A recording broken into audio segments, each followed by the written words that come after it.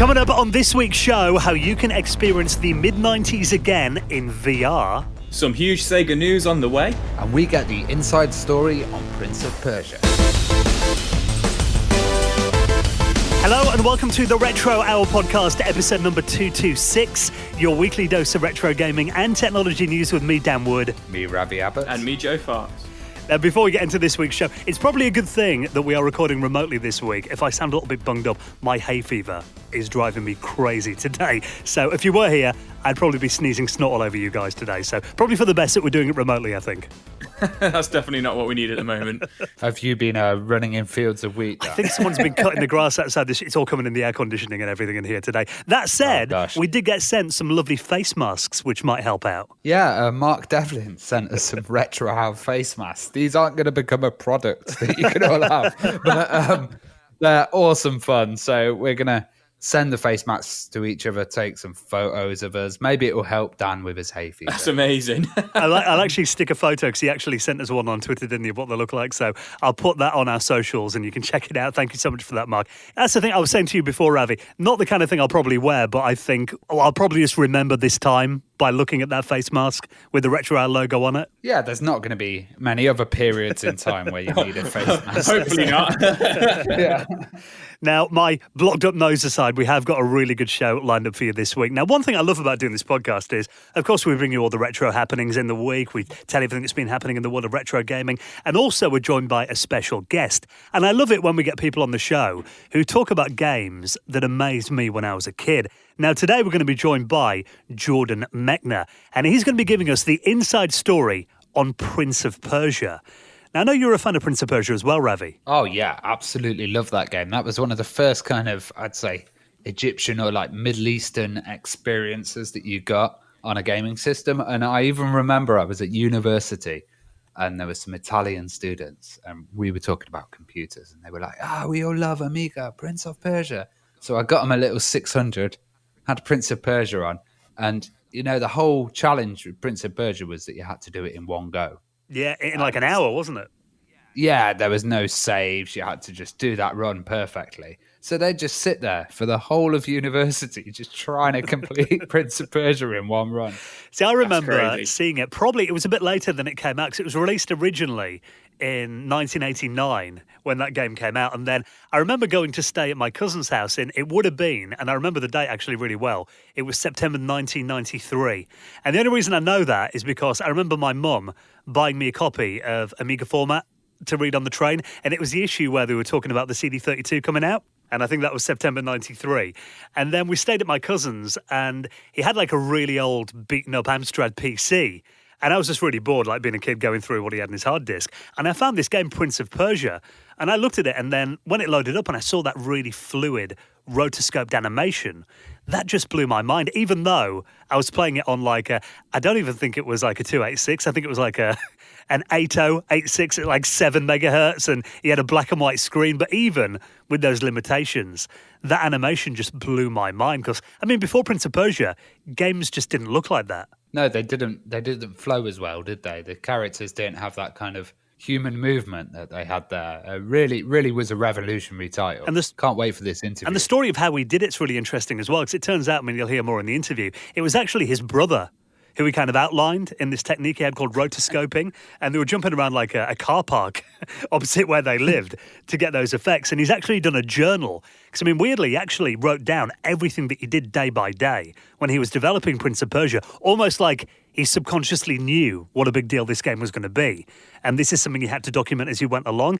And he's just released it as a book. So we're going to be getting the story on the development of Prince of Persia and some really interesting tales about it as well. Because, I mean, like you said then, it was ported to so many different systems. I think you worked out, was it like 33 systems Prince of Persia came out on? Yeah, over 33 systems. I think there's a lot more than that, but it's crazy the amount of ports that you had at that game. I'd say it's up to about Lemmings level of ports on different systems. Maybe Doom. And then obviously we had like the PlayStation 2 game that came out in the early 2000s, a movie that came out about 10 years ago now as well. So really, in terms of video games franchises, Prince of Persia, I mean, it's kind of up there with, stuff like Tomb Raider. It's massive, isn't it? It's been going for like 30 years now. And we're going to get the story on where it all began with this week's special guest, Jordan Mechner, coming up on the Retro Hour podcast in around 15 minutes from now. Now, let's just get straight into this week's news stories. Lots to get through this week, including possibly the quirkiest Nintendo Switch dock I've ever seen. Yeah, this is interesting because I've heard stuff about the Switch docks, and I've seen people actually cover them in material to stop it from scratching. And a few people have had that. Well, this guy's actually turned his old NES into a massive Switch dock, and it looks quite cool, actually. What I thought was like really funny about it was I was expecting to open it and just be like a paint job or something on the actual, like on the Switch deck, on the dock. But I was so surprised that it's like a full-on NES, and the guy's even laser cut out the top, and it closes like a SNES, like a Super Nintendo. So it's like a cartridge slot for it, which I thought was amazing. I absolutely love it. I'd like as well, though, because a lot of people are talking about what he's done with it. 'Cause, I mean, essentially, he's just hollowed out an old NES, and he's put the USB ports in the front of it and mounted in there as well. Some people are saying he should have left like the original components of the NES in there as well to kind of make it like a dual system. And he's also done the switches as well, so they actually work as the power switch, so the power on and the reset works as well. But I guess it's a nice use for a system that's maybe dead, or one that's not recoverable. But I wouldn't like to see someone do this with an original NES. Yeah, there's been people hating on him already in the comments, saying, how dare you destroy a Nintendo? But I mean, I love one comment that's on this article here on Trusted Reviews. Are talking about the fact that it kind of brings Nintendo full circle. You got the old school system, the earliest one that most people played, and their current gen system. So that is kind of cool to see them together as one, I guess.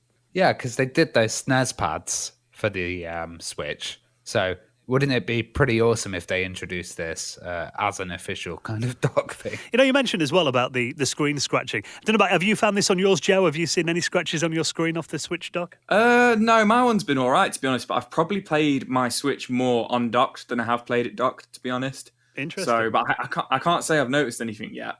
See, I generally play mine on the TV all the time. Yeah, I mean, to be honest, I need to play my Switch a lot more, but when I was with my band, when we were recording, I took it with me, and that's when I hammered it the most, but obviously I didn't take the dock with me, so I've only played it a little bit at home. Well, I've also seen the screen protectors are quite thick, so if you actually have a screen protector on it and then put it in the dock, you actually probably got more chance of scratching it as well. I've not got a screen protector on mine, so that's probably the reason. I think next time you're hanging out with a band, though, Joe, you need to get like one of these modded NES cases and just plonk that down with your switching. And all right, lads, put that down in front of the TV. You look so cool. He just needs a guitar dock. He just puts the Switch inside and starts playing. That would be amazing. Well, if maybe an NES Switch dock is not cool enough for you, what about having an extra tall Game Boy? I love this. So Dan and Ravi sent this one over to me earlier on today as well. And I looked at it and I was like, yeah, this is amazing. I love it. Extra tall Game Boy. It's actually by a friend of ours, the Retro Future. So what he's done while he's been in lockdown, he's done many, many great things, which Ravi was listing off just before the show. But this one's absolutely awesome. He's done an extra tall Game Boy, and I think he calls it the Big Boy or something like that. The Long Boy. The Long Boy, that's it. And you would instantly think that it's just like a 3D printed one, but it's not. If you actually watch the video, it is two Game Boys he's stuck together and like made, and like it looks beautiful. Like, have a look at this, but it's fully functioning as well. And I just love how white he's got it as well. I think Elliot is probably going mad during the lockdown because he's been doing loads of these projects, and it looks like he's kind of combining stuff that he's already got. So he did a Game Boy Advance SP with another screen on the top. So it's like a Game Boy Advance, but double-decker screen. That's amazing. And then he also did a Nintendo DS, but with just one screen, so everything kind of shoved into one screen. Just squashed in, is it? Yeah. And all of this is kind of just for fun, but I find it really interesting. Like, a lot of people would be like, what's the point in a long Game Boy? Maybe more batteries. put 8 double A's in it or something. That's amazing. I love the fact that he's kind of, using his time in lockdown to be like some mad scientist and making these like crazy concoctions and like welding Game Boys together for no apparent reason. You'll probably find it's something he was already planning on doing. It's just he's got all this extra time on his hands. Well, I mean, there's a video that we'll link up in our show notes, 11 minutes long, on his YouTube channel. And like you said then, Ravi, you might think, has he used the extra space to put batteries in there? He said, no, he hasn't done it for that reason. It's actually worse to play it like this. It's harder to play than it would be if it was a normal-sized Game Boy. There's actually no advantage at all. If anything, it's a disadvantage. He did it just because why not? Maybe cartridge storage, if you could have a little drawer. No, he hasn't done that. No reason. No reason at all. a little backpack to put cartridges in on it. But the video is actually quite relaxing to watch as well, just like seeing him making this mad long Game Boy. So you definitely get a few looks if you pulled that out, like, the next retro expo you go to, I think. Use it as a cricket bat. Now, speaking of live streams that we've been watching, one that normally doesn't really get on most people's radar is the Microsoft Build Conference. Now, this is something they do normally in person every year, but this is for people that want to learn about, Microsoft Azure, their cloud technology and their web development tools. This year, though, there's actually been a few hidden Easter eggs in their virtual one that they did. Yeah, so this is the kind of Microsoft Build developer keynote, and every year that happens, and it's like everybody's going around going, oh, have you managed to get access to the developers keynote? Have you got tickets? And, it's like a kind of sought after event. Well, they did it online this time, and that meant they had thousands of people worldwide all watching the keynote, a lot more of a different audience than just the kind of tech elite developers. So what they decided to do was, they were streaming from home. They decided to have a little bit of fun. So they've had Easter eggs that have been hidden inside the kind of keynote in the background of stuff. And I think this is going to start happening as you're getting more people watching conferences online and stuff. There's going to be people watching stuff back and more to spot. So first they had an 8-inch floppy disk, Microsoft cap. They also had a Gold Master CD-ROM, which was the original ones that Microsoft used to shift their kind of products to PC makers. And then they had the Amiga Boing Ball bouncing on one of the screens in the background, which was really cool. So I just think it's really exciting to see them kind of referencing the old technology. They had a reference to Base 64 as well, ASCII desktop. So, I think as more of these developer conferences come up, they're going to get geekier and geekier and a lot more fun and entertaining. Because someone had actually asked Scott Hanselman, who's a guy who had the Amiga Boing Ball demo running on one of his screens while he was demoing some cloud technology. Someone actually tweeted him going, why is that there? And he literally just replied to, because I love Easter eggs. So I think it's almost like, because they're all doing this from home at the moment, it feels like there might be some kind of internal competition to see who can sneak the coolest thing into the background of their keynotes. Well, I think this is going to develop because this seems to be a great way to do it with developers. And maybe, Easter eggs inside streams and videos is going to be a next place to go. I must admit, though, it does kind of feel like you're not going to be focusing on what they're saying. Instead, you're going to be scouring everything in the background to look for something kind of cool that's going on. Retro things. Yeah. So if you're doing a sit through the entire Microsoft Build Conference, I'll put a link to that and the little excerpt on The Verge where you can check out all these little hidden Easter eggs that they spotted. Now, maybe you really harken back to the good old days. I mean, if you listen to our podcast, there's a chance you're probably quite a nostalgic person like we are. Well, what about this? Experiencing the mid-90s again in virtual reality. This looks insane. Ravi sent this one over to us. And I couldn't get my head around what it was at first when he was trying to describe it to me. He was like, oh, yeah, you play VR and you play old games like Castlevania and Star Fox, but then your mum comes in and tries to annoy you and distract you. And I was like, what? And I had to look at the video and the screenshots and I was like, oh my God, that looks hilarious. Yeah, so we covered one before, which was called Pixel Ripped 89. And I think you were sat in a school desk and you had to kind of be able to play on your Game Boy in VR, and there was distractions going on and you had to make sure the teacher didn't catch you. This time it's gone into 1995, so we're looking at the consoles that were out then, and you're sat at home playing a kind of generic 90s console, and then your mum's coming in, you're a 9-year-old kid, you have to deal with her nagging at you, you have to deal with bullies and loads of other stuff going on, so you've kind of got to switch between playing the console and dealing with these outside distractions. Nagging parents and bullies, all the things we miss about our childhood. The best things in the 90s. What gets me is like the actual list of games that you play on it looks awesome. You're like, oh, it's Castlevania, Star Fox 64. I can't remember what else the other ones were on there, but there was like 8 amazing games from that. Like Road Rash, Sonic. Yeah, that was it. Sonic. I was just like, yo, this is great. Essentially, it's going to be a simulator of what it was like when you used to play games in your bedroom and your mum came in, tidy up. It's going to be like that, really, isn't it? Yeah, 100%. Put the bins out. It's imagine that getting like points for taking the bins out. I'd have probably done it then if it was like part of the game. But so if you do want to experience those days in your bedroom getting told off by your mum again, apparently it's going to be out on PC headsets, Oculus Quest as well, and there's going to be a PlayStation VR version in the next few weeks too. So if you want to find out more about that and check it out, it does seem like a novel concept for a game, I've got to say. I feel like you'd get frustrated. Like you'd be like, you start really getting into like Castlevania, and then you're just like, why don't I just play this normally? Go away, Mum. It sounds really stressful, doesn't it? Yeah, a little bit. Now, this has been all over the last few days, and it's a story that we'll find out more about next week. But at the moment, it's really just that there is some big news about Sega coming, apparently. But no one really knows, apart from this one guy, what it is. Now, this has been released by a journalist on a Japanese gaming magazine called Weekly Famitsu. Now, that's actually one of the oldest running gaming mags in Japan. It's been going for 33 years now.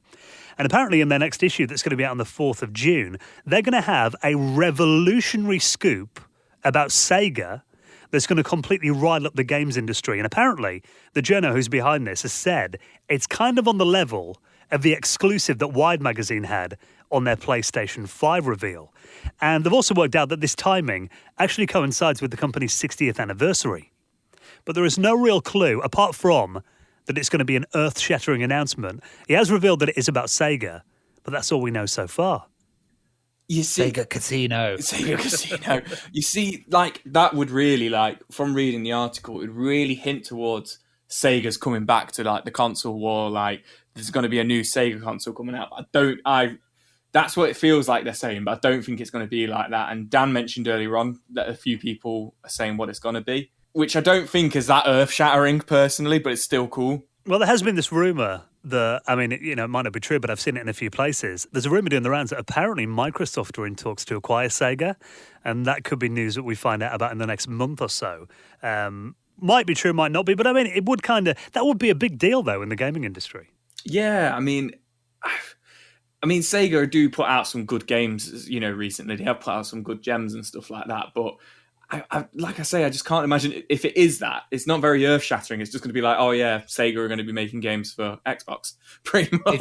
I think if it was like Ubisoft or EA, everybody would be like, no. Yeah, Microsoft, it seems to be a bit of a safe bet. Yeah, so I'm hoping it's something bigger than that. You know what everyone's saying, of course, all over the forums and all over the Facebook groups and everything. Dreamcast 2 is finally happening.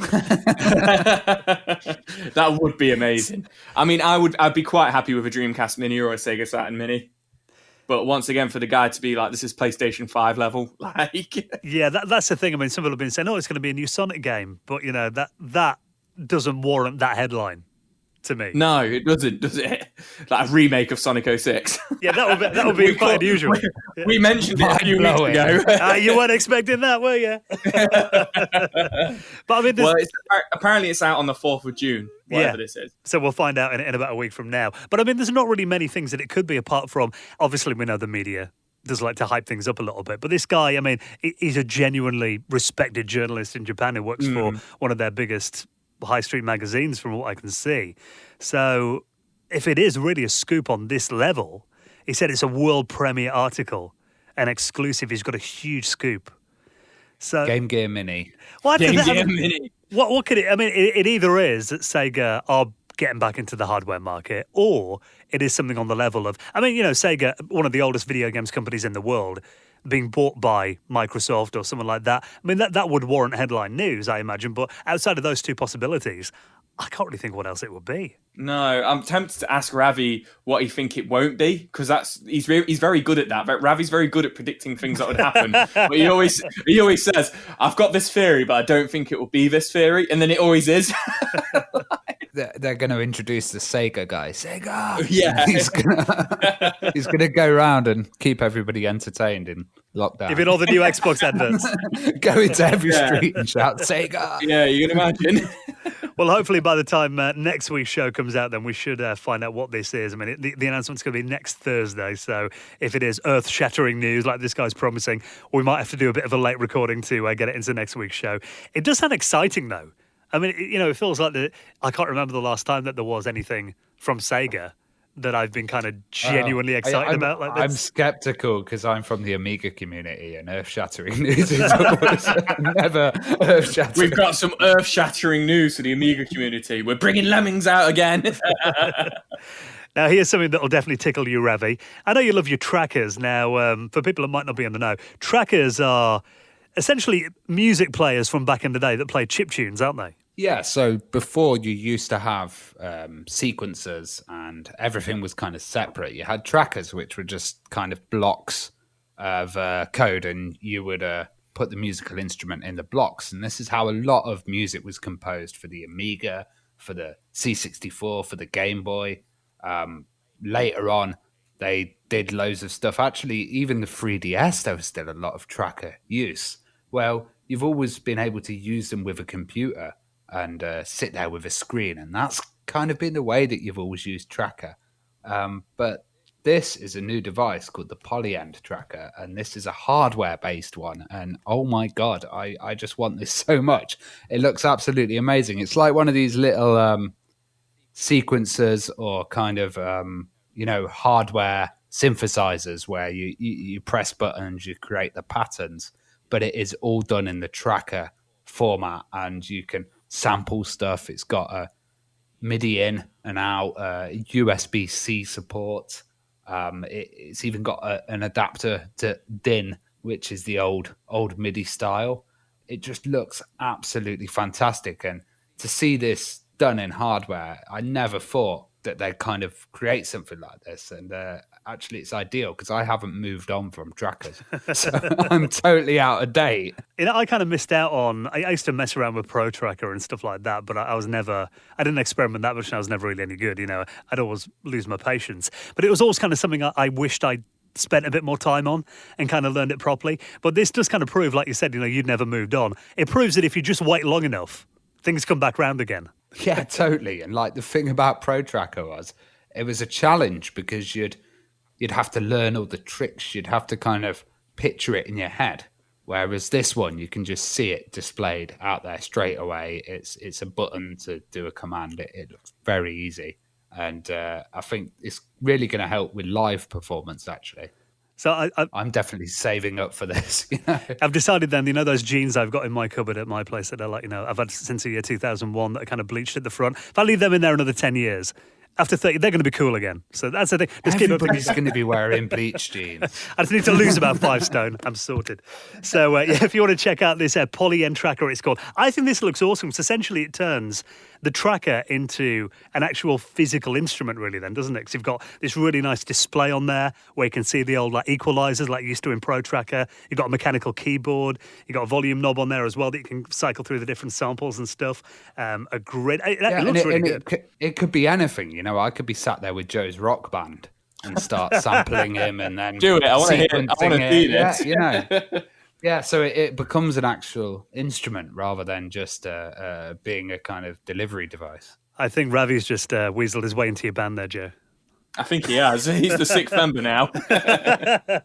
So if you're going to check that out and you want to save up for one of those, it's expensive, but I think it is very cool. Like you said, these kind of specialist audio bits of hardware are never cheap, but I'll put a link to that and everything else we talked about in our show notes at theretrohour.com.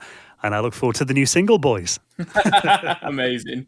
Now, before we get into our chat all about Prince of Persia with this week's special guest, Jordan Mechner, on the way very soon, you may know at the moment we are actually running a Patreon. Now, we've had this running for a couple of months now. The idea is, obviously, we're all recording the show remotely at the moment, but we do want to get together when all this is back to normal and get our own Retro Hour dedicated studio. Now, this has been a goal of ours for a while because, there's a studio that we use part-time at the moment, the one that I'm in on my own right now.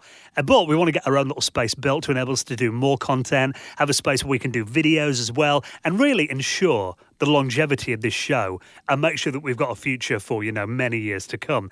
So thank you so much for all your support so far. We've been blown away with how many people have backed us on Patreon. And of course, we get a lot of little perks on there as well, including our monthly patron hangouts that have been so much fun. Got another one of those on the way in a couple of weeks' time that, of course, we will post so in there. good. Oh, they're such a giggle. It's just nice to hang out and just chat about retro games and hardware. And we do it on a Sunday night for a couple of hours. The time just flies by when we do it, doesn't it? Yeah, 100%. Yeah, and you also get ad-free episodes. You get the episodes sometimes a bit early. And, there's lots of tiers, so lots of different kind of perks and bonuses you can get. And, of course, for backing us on Patreon, you will get a shout-out in a future episode in the Retro Hour Hall of Fame. Now, we are trying to get through as many as we can each week. This week, we want to say a huge thank you to Leap and Sumo, Danny McDermott, Richard Nichols, David Hall, Carl Busby, who all made donations into the running of the show. And if you'd like to do the same, you can back us on Patreon. All the details are in the show notes or on our website at theretrohour.com. We'll have more news for you on next week's show, hopefully.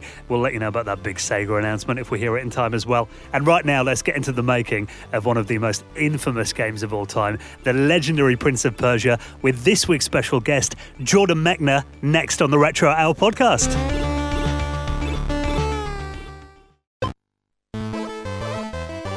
You're listening to the Retro Hour podcast, and it is time for our favourite bit of the show when we welcome on this week's very special guest. Now, I've got to say, personally, I've been really excited about this week's interview, where we get to dissect one of my all-time favourite gaming franchises. I've still got memories, I was talking about a bit earlier on, about that first time that I laid eyes on the masterpiece that is Prince of Persia. So it's going to be incredible to get some stories about its creation with this week's very special guest. Welcome to the Retro Hour podcast, Jordan Mechner. Hey, Dan. Really happy to be here. I really appreciate you joining us now. I did mention then that you have got a new book out at the moment. We'll talk more about that very soon and, of course, get into a bit of the history about Prince of Persia. But I thought it might be quite interesting to start your story, at the beginning. I know you got an Apple II in 1979, I read online. What was it that got you interested in computers in the first place? Well, it was in high school. Until then, I had been sort of more into doing cartoons, comics, Super 8 filmmaking, that kind of thing. And a friend of mine got an Apple II. Before that, there had been the TRS-80, the Commodore PET, and IBM had something called the Explorers program near our high school. They actually opened up their campus one night a week and let us kids go in and play with their computers. So, I just got hooked on programming. It was just the most fun thing. And then when I realized that the home computers, like the Apple, could do graphics, it was sort of a way to make little animated movies. At that point, all of my sort of storytelling and filmmaking urges just kind of got diverted into playing with this new machine. So I know you grew up in New York. Was there much of an arcade and computer scene around you at the time? Well, there were pinball machines in the local pizza parlor and the bowling alley. So Tank War, I guess, was the first video game I remember, and there was Pong, and then Space Invaders, of course, just kicked things up to another level. Yeah. So, Space Invaders was the first one that I really, lost entire rolls of quarters playing. And then one of the attractions of the Apple computer as well was that there was a version of Space Invaders. It was called Apple Invader on cassette. So just saved tremendous amounts of money by being able to play Space Invaders at home rather than at the arcades. Yeah, the Apple II was not cheap at the time either. I have to say, it took a year to save up the money for it. That is one thing back then. You really had to be invested in wanting a computer. It's not like today where you can get like a Raspberry Pi for pocket change. Back then there were expensive machines. It was $1,200 in 1979 for a plain Apple II that didn't even have a monitor or a cassette tape recorder or anything.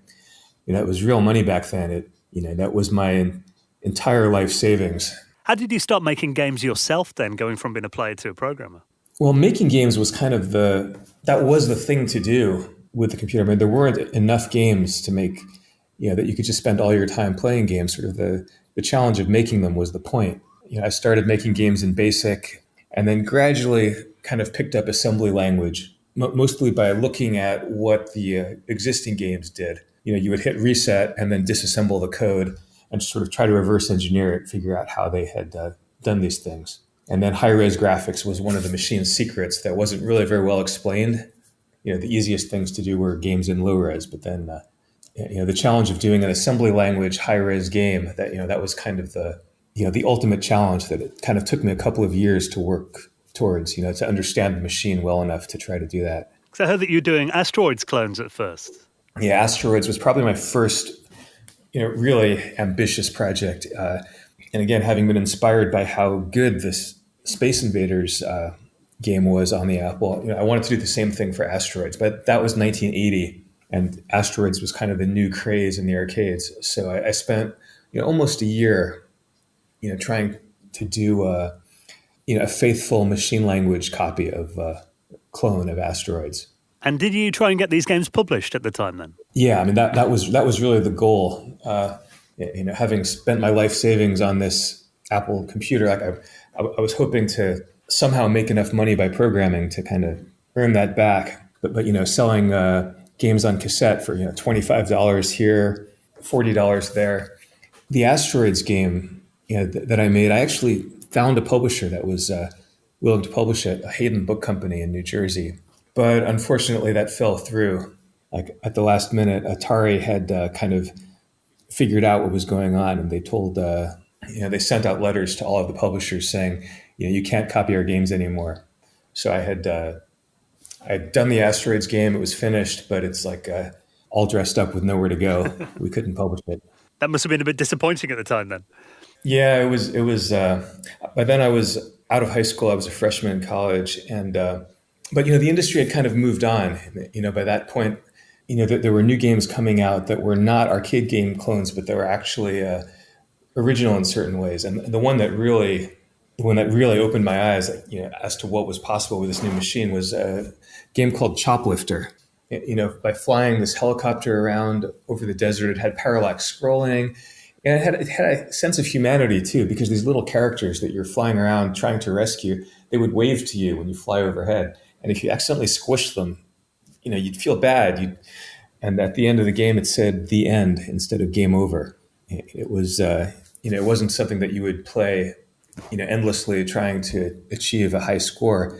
There were 64 hostages, and you could either, you'd rescue as many of them as you could, and then it was over. So yeah, it was like a little mini movie. Well, of course, in 1984, you did go on to make the fighting game Karateka. What was kind of the story and the inspiration behind that game? I was a freshman in college when Choplifter came out, and it was Doug Carlston, the founder of Broderbund, who sent me the game. I had sent him my previous game, which was a kind of an Asteroids-like bouncing balls and spaceships game. He said, let me send you our new game, Choplifter, so you can sort of see like where the industry is going. And when I saw that Choplifter had a story and that it had smooth animation, wow, I've just been copying the arcade games, but really the sky's the limit, right? A game could be anything. And so for Karateka, Choplifter was part of the inspiration, but there was also another game called Swashbuckler by Paul Stevenson, which, was a very simple kind of sword fighting game, but it had large human characters on the screen. The animation wasn't smooth, but, it kind of had that idea of a duel. I was home for the summer, and my sister and my mom had been taking karate lessons. So I took the karate lessons too. And so the idea of doing a game where you'd have large animated characters, fighting each other with karate, that was the basic idea.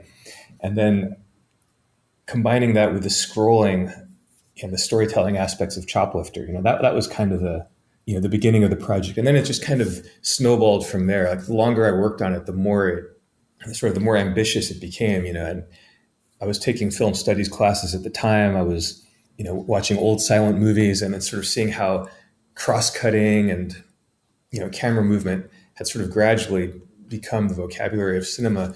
And it kind of occurred to me that these techniques could be used in games too, but that like early silent film, games were really just at the beginning as well. So it was kind of up to us, programmers to sort of try out these elements of cinematic grammar and see if they could work in games.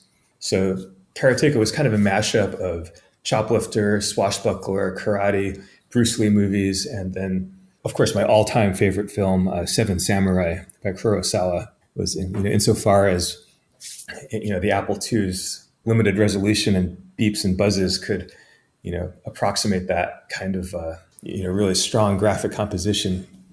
Those are sort of the things that I was excited about when I was making Karateka. Well, you mentioned about, the smooth character animation, and that was, what you became famous for, this technique, rotoscoping. I mean, did you use that in that game as well? And how was it done at that stage? And where did the idea come from? I should mention that I actually this was around the time that I started keeping a journal in college, starting in 82. So I kind of, in my journal, I sort of recorded all of this, these intermediate steps and the things that didn't work and the projects that I tried to do that ended up getting abandoned.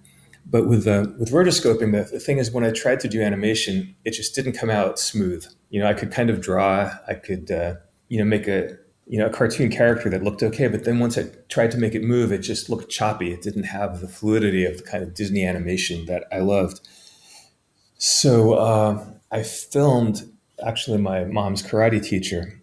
It was the first model using Super 8 film. This was 1982. It was before home video. So ended up with a 2-minute roll of film that I put on a Moviola, which is kind of it's like a reel-to-reel projector, and you could stop it on a particular frame. And then on a sheet of tracing paper, with a pencil, I would trace the outline of the character on that frame of film. There was a device called the VersaWriter, which Roberta Williams had used to do the graphics for the early Sierra adventure games.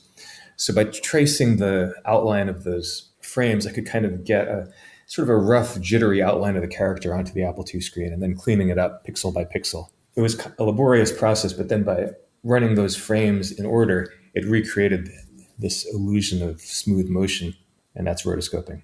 And that must have been really difficult to fit into the Apple II's RAM. Yeah, well, this was a 16K computer at the time. Of course, when you have many frames of animation, that eats up memory very quickly.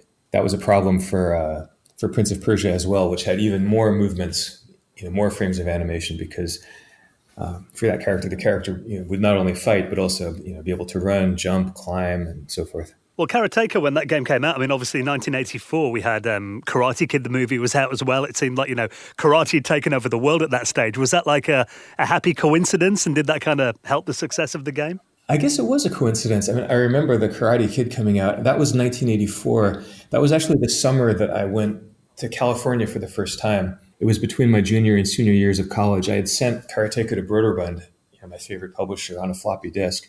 And they said, we'd like to publish it, but at that time the game only had one level. They suggested that I expand it, that I add 2 more levels, and so I flew out to California and spent the summer at Broderbund, and that was the first time that I really met people who were in the game industry. Other programmers, the authors of my favorite games. Danny Gorlin was there. Broderbund had published Choplifter, so I was just absorbing all of their tips, everything that they had to teach me. And at the same time, the Karate Kid came out in the local theater.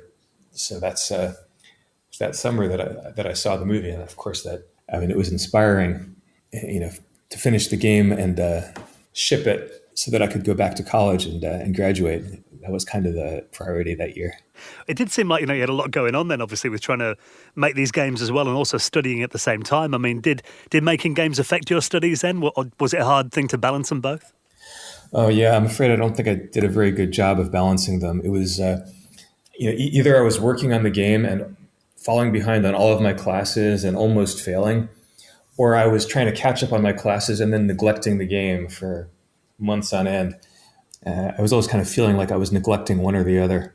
And so the vacations was when I could really work on Karateka, over Christmas vacation and over the summer. So that summer of 84, I was really determined to finish the game, by the end of August before I went back to school in September. That was kind of the ticking clock, because if I didn't finish it, I knew I'd go back to school and then, another year would go by. I just wouldn't be able to find the time to really finish it. I do remember that all of the other programmers, everyone at Broderbund kind of seemed to assume that I would just stay there and finish it, that I wasn't going to go back to school. But for some reason, I was just kind of stubbornly determined that I'm going back to finish college in September. I was going to do that come hell or high water. And obviously you worked on something even more ambitious after that, Prince of Persia. I mean, when did development start on Prince of Persia then? And what was kind of your ideas and original plan for the game? So this gets into the period that's documented in the book you mentioned, in the making of Prince of Persia. I started keeping the journal in college, and so the making of Karateka is kind of documented in my journals from 82 to 85. And then the Prince of Persia book, picks up my journal in 85. And at that point, Karateka is out. It's become a number one bestseller. And I'm graduating from college, and I want to do another game, but I also want to write screenplays. So I'm kind of torn at that point between, which of these two careers I should pursue. And I actually took a year off after I graduated from college and spent that year writing a screenplay. And I had the idea for Prince of Persia. I just wasn't really sure which to do first. The idea for Prince of Persia was really inspired by Lode Runner, Castles of Dr. Creep, a kind of modular puzzly game, the sort of game where you can step on a switch and open a gate, and there's a logic element to it. But to combine that kind of puzzly game with the smooth animation of Karateka was the one, sort of the one sentence idea. That and the first 10 minutes of Raiders of the Lost Ark, where Indiana Jones is running, jumping, spikes are springing out of the wall. Because when I saw the movie, it occurred to me that that's really like the same. The actions are the same as you have in a running, jumping, kind of a platform game like Mario. It's just that in video games, the characters just kind of float. They don't seem to have a lot of weight. But to do one where the character would really feel like flesh and blood, that if you fell too far, hit the ground too hard, landed on the spikes, it would really hurt. Like as you felt in Raiders of the Lost Ark, kind of mashing those things together. That was really the idea for Prince of Persia. And then the setting, the 1001 Nights, with the vizier and the princess, and all that really came from movies. Movies like Thief of Baghdad, and of course the original Tales of the 1001 Nights themselves. When you played that game, you could tell that you were into film because, I mean, did it kind of feel like you were trying to make the game as cinematic as possible? Oh, definitely. I mean, it's a game that was inspired by movies. I mean, there was Indiana Jones, there was the 1938 Robin Hood, from which I actually rotoscoped a sword fighting scene from that movie because my own attempts at staging sword fighting with friends in the Broderbund sport court just didn't have that same excitement as when Errol Flynn and Basil Rathbone went at it. So yeah, I was trying to make it cinematic and sort of create the computer game equivalent of those kinds of swashbuckling adventure movies.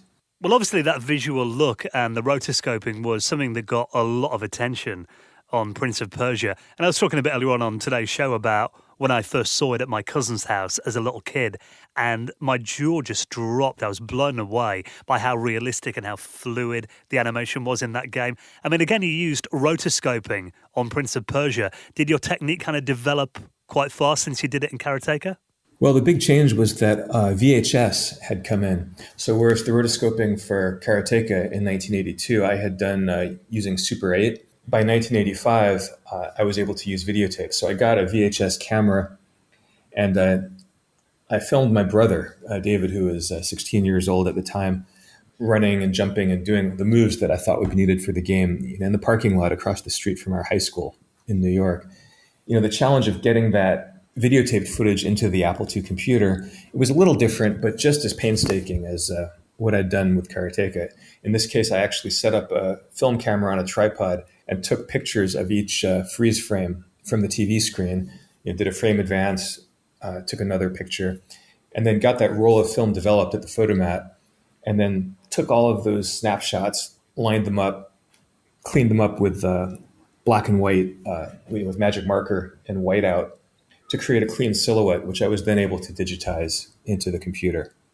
But again, it still involved cutting out each image frame by frame, and then writing the software to kind of flip through them like a kind of a flip book.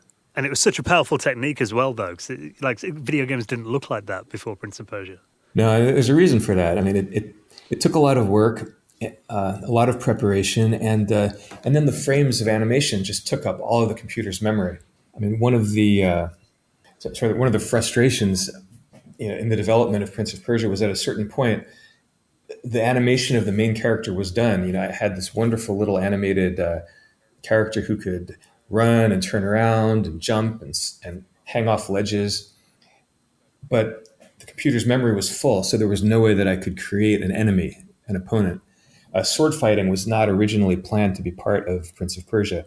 That was just a bridge too far. It was, the computer just didn't have enough memory to handle that kind of smooth animation for an enemy as well. That actually kind of led to one of the most happy accidents in the making of Prince of Persia, which was out of necessity. I created the opponent, Shadow Man, an enemy that could use all of the same shapes of animation as the main character to save memory. But that gave rise to the idea of the prince jumping through a mirror, and his evil shadow self jumps out the other side and then comes back to harass him, steal his potions, and so forth. I love that because it was such a powerful idea as well. It was also kind of creepy. And I remember, when you had like a fight with him, the way to win it was like to not fight him, wasn't it? Because he was actually like you said, a mirror of yourself. Yeah, exactly. In the climactic battle against Shadow Man, every time you hit him with your sword, you yourself lose one strength point because you're fighting yourself. And so if you win the fight, you fall down dead. So yeah, the way to win that fight is to put away your sword and merge, with your shadow self. It was, it's one of my favorite things in the game, and it was born out of necessity, because I didn't have the memory to create, a whole host of, monsters and other enemies and so forth, like, which would be the first thing that would occur to me to do today, probably. It's like you said, then there wasn't originally combat in the game. I mean, obviously later on you introduced the idea of guards and there was, more sword fighting in the game. What kind of changed in the development then to make you realise that this had to be in there? It was sort of a series of, I reached that necessity, by stages. First was to say, okay, we've got to have an opponent, and then sort of squeezing Shadow Man in there. Then squeezing out the memory to have sword fighting with Shadow Man. It was only a certain number of frames for the fighting, because I already had all of the other frames for running and jumping and so forth. But I think there was a weekend where I just said, okay, this is important. It's going to be a key part of the game. We've got to clear the memory out to make this possible. And I just reprogrammed a whole bunch of stuff that was already working, but just tried to make it a bit smaller, and also shifted around the use of the memory. There was something called the auxiliary language card that had 16K of memory that wasn't being used, so that by kind of putting the different parts of the code in different places, sort of swapping it out so that the things that didn't need to be available all of the time could sort of be temporarily shut off when they weren't needed. I was able to get that extra memory to do sword fighting. And then once it was done, it was just so clearly key to the game. It was so important that I then went on to create the guards, with their flowing robes and turbans. And that again required clearing out a little bit more memory. But in that case, if I remember right, on the Apple version, it was going to the disk, to the floppy disk for every level to load in the particular shapes of the one enemy that existed on that level. So it was sort of all done by tricks. There was never more than one enemy in memory at a time. If you look carefully, you'll see that each level has its own enemy, and then there's no multiple different enemies in a single level. It's because there was a disk access in between. Of course, all of that became unnecessary once we moved on to the other ports. In the PC version, we had more memory, so it got a lot easier. That was one thing, because Prince of Persia was ported to so many different platforms. And did you have much input into the ports then? I mean, did you have to look at quality control and work with the people that are doing the ports? It was kind of the Wild West. It wasn't like today where ports are planned as a kind of a global strategy by the publisher, which territories and which platforms and so forth. Really, the first thing was to just do the Apple II version. Then once that was out, the next priority was to do the PC and Amiga ports. And that was in the US. That was through Broderbund. But at the same time, they were making foreign licensing deals. And that was almost like an afterthought. Say, hey, we got an offer to do the NEC version in Japan. Or now there's something called the Nintendo. And there's a company in Japan that wants to license it for that. So Broderbund kind of made all of these deals. And then for like a year or two, we didn't hear anything from it. And then suddenly one day we'd get a cartridge and say, hey, this company in on the other side of the world they've had a team working on it and they've done this port. So sometimes, they sent us, they kept us up to date. They would send us graphics and storyboards, things like that. The Japanese licensees were especially diligent about doing that. I mean, they would regularly, send faxes saying, "Hey, we want to change this, we want to change that. What do you think?" But others, it was just like we were just surprised, like the version would suddenly release, and we'd see the finished product, and sometimes it was great, sometimes it wasn't so great. The Super Nintendo version was one that especially impressed me and everybody because they had gone so far beyond the original. Instead of 12 levels, they had 20.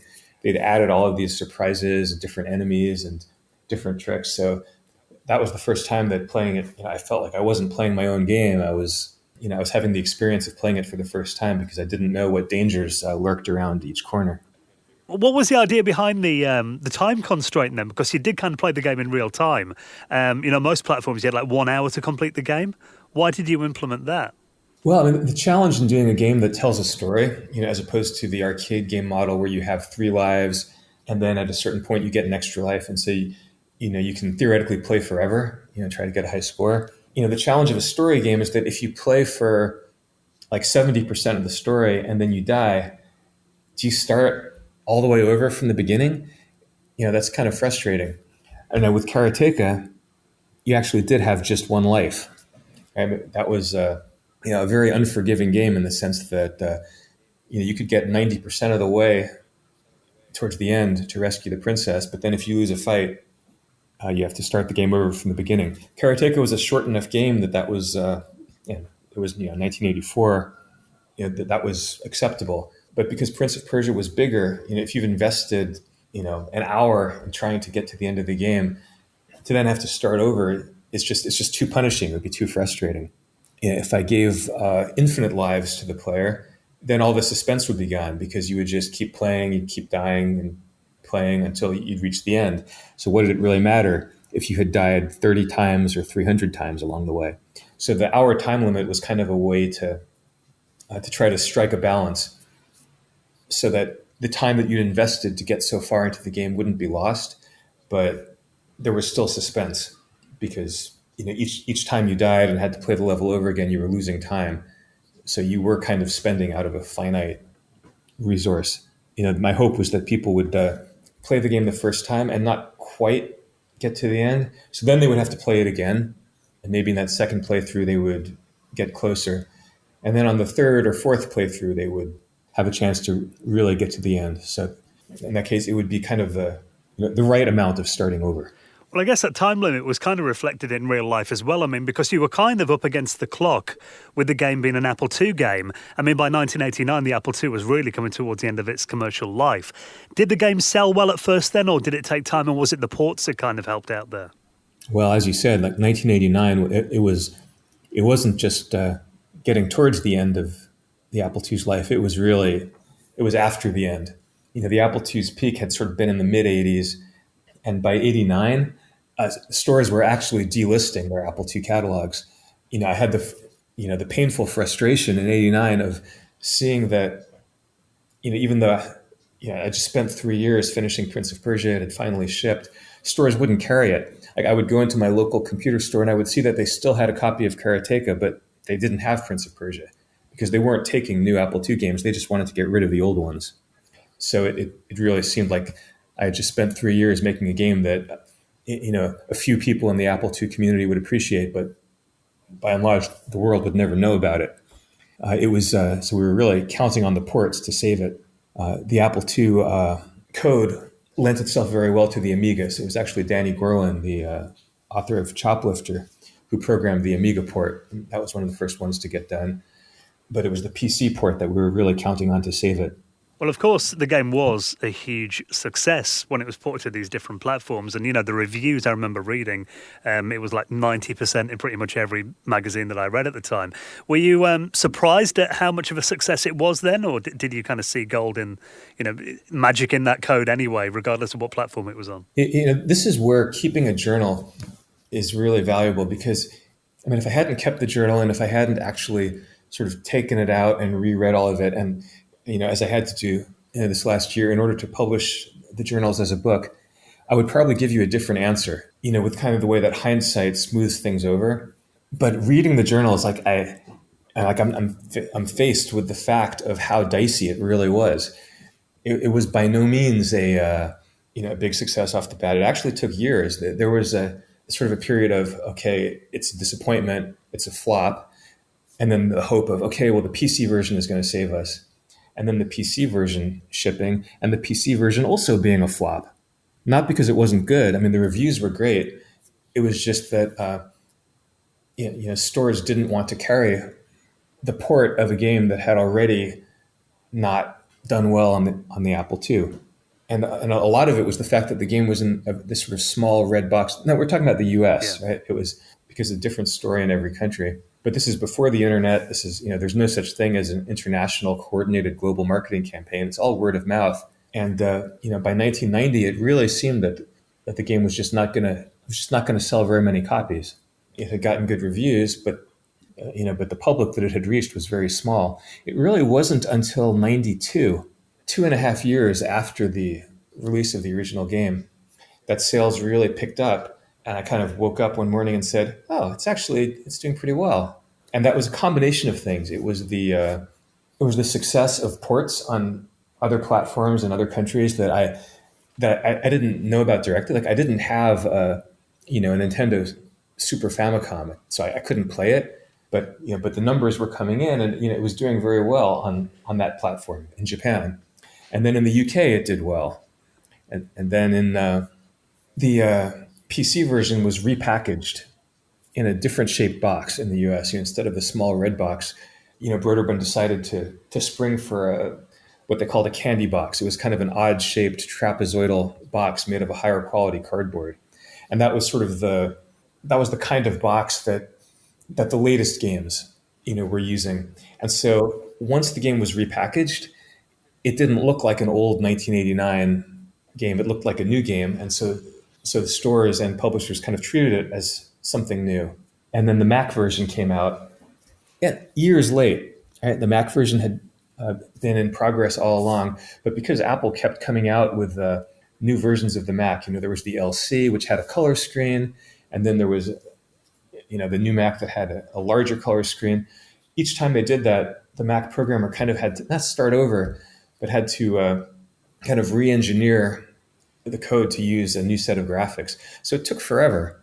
But kind of the surprising benefit of that was that because the Mac version came out 2 years late, by then there was really a market for a game like Prince of Persia on the Mac, whereas in 1989, 1990, there hadn't been. It was still too early. So the game's success on the Mac, plus it being re-released in the new box on the PC, kind of gave it the boost that it needed. That was the spring of '92 when the game finally became successful. Well, Prince of Persia 2 came out a year later, The Shadow and the Flame, in 1993. Were you kind of already working on that then, or was that a bit of a quicker process? And how did you go about following up and building on the original game? Yeah. Again, Prince of Persia wasn't successful, and there wasn't going to be a sequel. And then at a certain point, Broderbund said, okay, this is successful enough that we do want to do a sequel. But then there was the question of how do we do it? What's it going to be? I ended up designing Prince of Persia 2, kind of doing a Bible, with all of the levels and the graphics and so forth. But I wasn't actually at Broderbund anymore. I had moved to Paris by then. I wanted to travel and write screenplays and go to film school. And I was sort of doing that at the same time as I was supervising Prince of Persia, flying back and forth to San Francisco. But it was really the team that had done the PC version of Prince of Persia at Broderbund that kind of went on to create Prince of Persia 2, with me providing the Bible. And, I designed the levels for Prince 2, on a PC, in my apartment in Paris, and then sending the floppy disks by DHL to San Rafael. Those pre-internet days. Very much pre-internet. We were sending faxes. And I imagine having the higher spec machines at the time. So, it was rapidly improving in the early to mid-90s. Every year we got a processor that was double the speed of the year before, and graphics cards were coming on leaps and bounds. Did having higher spec systems help with the design of that game and what you could do with it? Well, I well remember getting my my giant desktop IBM PC, which I needed to develop the levels for Prince 2, and plugging it in to the outlet in my little studio apartment in Paris and promptly blowing out all the power in the building. Yeah, it was. I mean, the PC version was already with Prince of Persia 1. We had digitized sound, we had MIDI music. My dad had composed the music for the original Prince of Persia on a Steinway piano, and I had then transcribed that for the Apple II into values between 0 and 255 for each note. You couldn't really play two notes at the same time. These little beeps and buzzes coming out of the speaker were the closest that we could approximate music. But then for the PC version, I said, Dad, now we can have chords. So he was so happy. He went and he rewrote the score, with several voices, and then Tom Reddig at Broderbund translated that into the versions for different sound cards on the PC. And then, of course, for Prince of Persia 2, the Broderbund team was able to do a much more ambitious musical score. I mean, obviously, you mentioned that your background is in film, and that's something you've always loved doing. I mean, was there ever kind of an ambition in the early 90s or the late 80s to actually make Prince of Persia into a movie, even at that stage then? Was that kind of at the back of your mind at all? Yeah, it's funny. I mean, certainly by the early 90s, it was. And I remember that Doug Carlston and I talked about it for a bit, whether we could raise the money from some of the licensees to make a movie. We talked about it, but we didn't do it. It wasn't until the late 90s that kind of became, that the idea of a Prince of Persia movie started to get more real. But at the time that I was making the first Prince of Persia game, I really saw it as one or the other. That is, I thought that making Prince of Persia was taking me away from my screenwriting. There was a time, also, which is documented in my journals, where I actually stopped working on Prince of Persia for about 6 to 8 months because a screenplay that I had written out of college was showing signs of maybe getting made. And so I kind of got excited, and I spent those months, going down to LA and trying to move this screenplay along. But then Prince of Persia was kind of languishing and forgotten, because I couldn't work on them both at the same time. So it's kind of lucky in retrospect that the movie ended up getting stuck, not getting produced. So then I went back to San Rafael and picked up working on Prince of Persia again. But I certainly didn't imagine at the time that Prince of Persia, this game that I was making on the Apple II, would end up getting made as a movie before any of these other screenplays or film writing projects that I was doing did. I always thought it would have made good timing to bring out maybe just before Aladdin came out, because obviously that kind of it was quite in vogue at that time, wasn't it? Aladdin was kind of a strange case of parallel development. I finally met the director of Aladdin years later, and I asked him, because that came out in '93. It was after Prince of Persia, and they had a Grand Vizier Jafar, they had an hourglass. There were all these elements that were kind of surprisingly similar. So I asked him, did the team know about Prince of Persia? And he said no. But I think what happened is that we were both inspired by the same 1940 movie, The Thief of Baghdad, with Conrad Veidt as Grand Vizier Jafar, and that's they just both traced back to those original roots of those ancient tales. I got so much like letters from fan mail from kids, in the early '90s who actually thought that Prince of Persia was Aladdin. For them, the baggy pants, the turban, it was they didn't realize that it wasn't the same character. Well, obviously, you did get to make a movie a bit later on. I mean, the game that kind of inspired that, Sands of Time, came out in 2003. And obviously by then we're talking, PlayStation 2. We've got full 3D hardware, infinitely faster than the Apple II. How did you take advantage of it, and how did the story of Sands of Time come about? Because I know it was quite an involved story at first, wasn't it? Yeah, well, so it was 2001, when I first went to Montreal, and Ubisoft had acquired Broderbund's games business. Broderbund had kind of gone from games to educational software, become the learning company, been acquired by Mattel, and so Ubisoft picked up the games catalog, and they were interested in bringing back Prince of Persia. I was actually a little worried about it because Broderbund had done Prince of Persia 3D, which hadn't worked at all, and so the worry was that how do you bring that kind of fluid animation and that kind of split second timing that had made the 2D version so much fun. How can you bring that into 3D and have it still work? The thing that made it exciting and that made it work was to take that action vertically. The idea of running on walls and adding parkour, and then of course the really magical idea, which started as a kind of a technical challenge, but then ended up becoming core to the gameplay and the story, which was the rewind. The idea of using a button on the controller to turn back time so that you could avoid death and try something over and over until you got it right. So all those things together kind of created a very exciting gameplay. And then we just, we needed to come up with a story, sort of a take on the universe that would work with that. And the Sands of Time, was a concept that just seemed to fit really well with this idea of a destroyed palace, where everybody in the world had been turned into sand monsters, except for the hero and a couple of other characters. So that kind of created the ideal environment for parkour, sword fighting, acrobatic action. That on the PlayStation 2, was really adapted for. Well, obviously, you did get to make Prince of Persia into a movie that came out in 2010. It kind of blows my mind that it's already been a decade since Sands of Time came out. What was kind of the process of getting the movie made and finally getting Prince of Persia on the big screen? Well, we just shipped Sands of Time, on the PlayStation, and I'd been living in LA. I'd moved to Montreal for the project, and then when the game shipped, I went back to LA. I pitched the project to John August. He was a young screenwriter and producer. He had done the movie Go at that time, and he was also a games fan. He remembered playing Karateka, and we were introduced by a mutual friend at American McGee. And I told John that I had just done this game, a new version of Prince of Persia, and I wanted to pitch it as a movie. I had a pitch. I had a story for the movie, which was different from the game story. The game story was really adapted for the idea that, what you're doing is running on walls, fighting, jumping.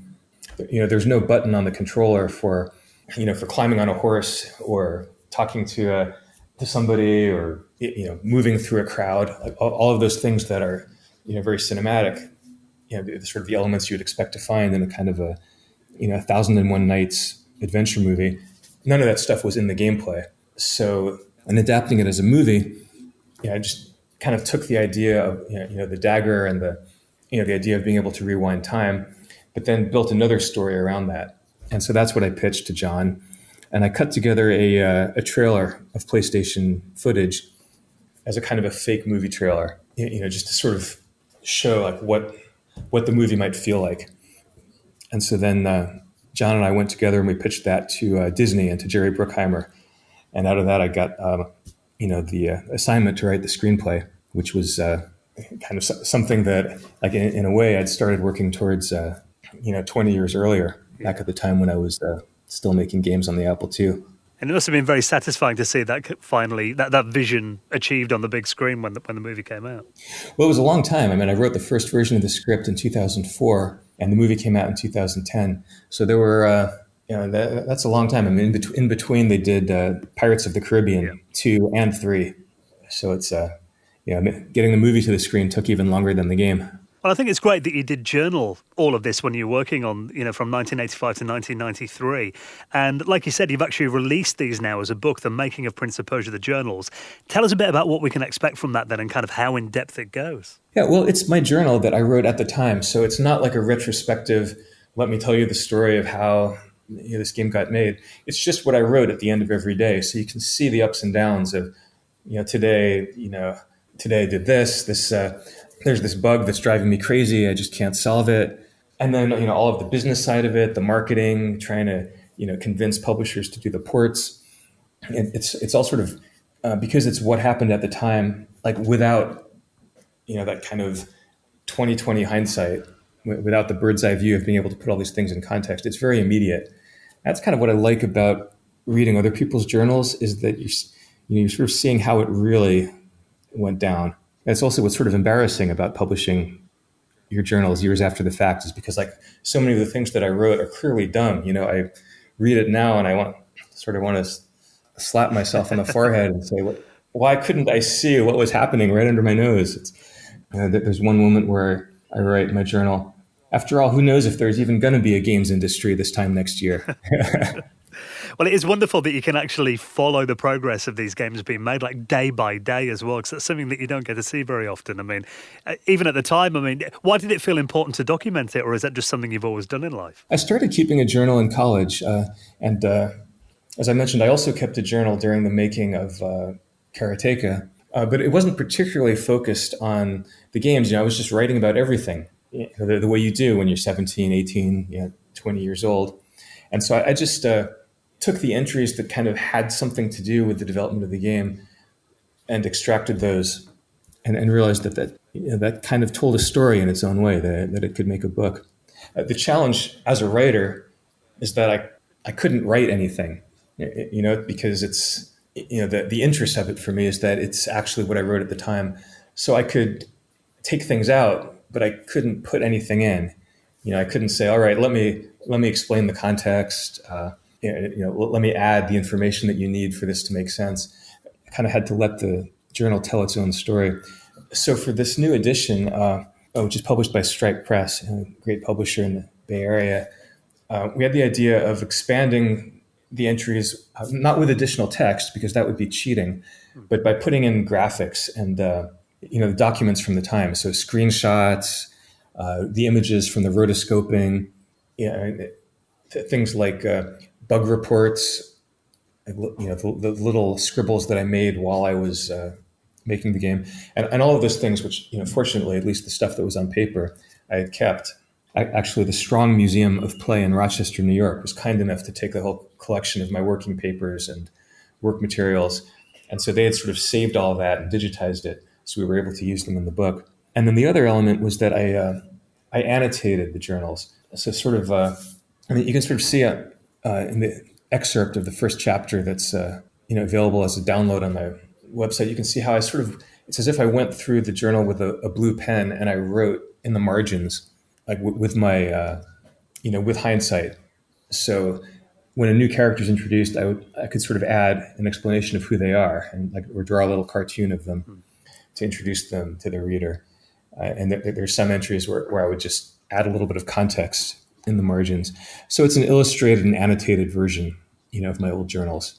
And I think the combination, of the original entries and then the, sort of the modern day annotations kind of makes it a more complete experience and sort of gives makes it possible to sort of reconstruct the development process. Well, John, it's been absolutely fascinating catching up with you. And obviously, anyone that has been a fan of Prince of Persia over the years, the making of Prince of Persia journals 1985 to 1993, everyone should check that out. Like you said, there's a very generous preview on your website that I will link in our show notes as well. And the book is available on Amazon. So thank you so much for coming on and sharing your stories. Thanks, Dan. It's been a pleasure.